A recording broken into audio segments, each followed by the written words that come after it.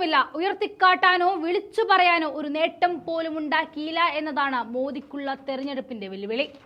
വിഷയദാരിദ്ര്യം മൂലം വിയർപ്പുമുട്ടുന്ന മോദിയും കൂട്ടരും അടിക്കടി പറയുന്നതും ചെയ്യുന്നതും രാജ്യത്തിന് എതിരായ കാര്യങ്ങളും. 2019 തിരക്കഥ തന്നെയാണ് മോദി 2024 ലോക്സഭാ തെരഞ്ഞെടുപ്പിലും വായിക്കുന്നത്. കാരണം അതല്ലാതെ മോദിക്ക് പറയാനൊന്നുമില്ല. മുസ്ലിങ്ങൾക്കുള്ള കോട്ടയുടെ കാര്യത്തിൽ മോദി ജനങ്ങളെ തെറ്റിദ്ധരിപ്പിച്ചു വരികയാണ്.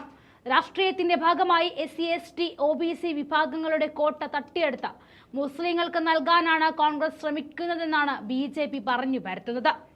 മുസ്ലിം വിരുദ്ധത ഉണ്ടാക്കുവാനായി വാതോരാതെ പ്രസംഗിക്കുന്ന ഇവർ തന്നെ ഗുജറാത്തിലെയും മധ്യപ്രദേശിലെയും BJP സർക്കാരുകൾ മുസ്ലിങ്ങളെ OBC വിഭാഗത്തിൽപ്പെടുത്തി സംവരണം നൽകിയിട്ടുള്ളതാണ്. ഇക്കാര്യം നമ്മൾ വെറുതെ പറയുന്നതല്ല. 2022 ഒരു അഭിമുഖത്തിൽ പ്രധാനമന്ത്രി നരേന്ദ്രമോദി തന്നെ തുറന്നു പറഞ്ഞ കാര്യങ്ങളാണ്. പിന്നെ എന്തിനിവർ അവരെ ആയുധമാക്കുന്നു എന്ന് ചോദിച്ചാൽ ഒരൊറ്റ ഉത്തരം മാത്രം: ഒരു കൂട്ടത്തെ ഒറ്റപ്പെടുത്തി അവരെ ഇല്ലായ്മ ചെയ്യുക എന്നത് മാത്രം തന്നെയാണ്. ബീഫ് കയറ്റുമതിക്കാരിൽ നിന്നും ഇലക്ട്രൽ ബോണ്ട് പദ്ധതിയിലൂടെ പണം കൈപ്പറ്റിയ BJPക്ക് ഹിന്ദുധർമ്മത്തെക്കുറിച്ചോ പശുവിനെക്കുറിച്ചോ സംസാരിക്കാൻ അർഹതയില്ല എന്ന് മാത്രമല്ല, രാജ്യത്തിന്റെ ഒരു മൂല്യത്തിലും അവർക്ക് അഹങ്കാരം പേറി നടക്കുവാനും കഴിയില്ല. കോൺഗ്രസ് ഭരിക്കുന്ന കർണാടകയിൽ മുസ്ലിങ്ങൾക്ക് സംവരണം നൽകുന്നതിനെ കുറിച്ച് മോദി കള്ളം പ്രചരിപ്പിച്ചു വരികയാണ്. 1974 നടത്തിയ സർവേയുടെ അടിസ്ഥാനത്തിൽ HD ദേവഗൌഡ മുഖ്യമന്ത്രിയായിരുന്നപ്പോഴായിരുന്നു ഈ സംവരണം നൽകിയത്.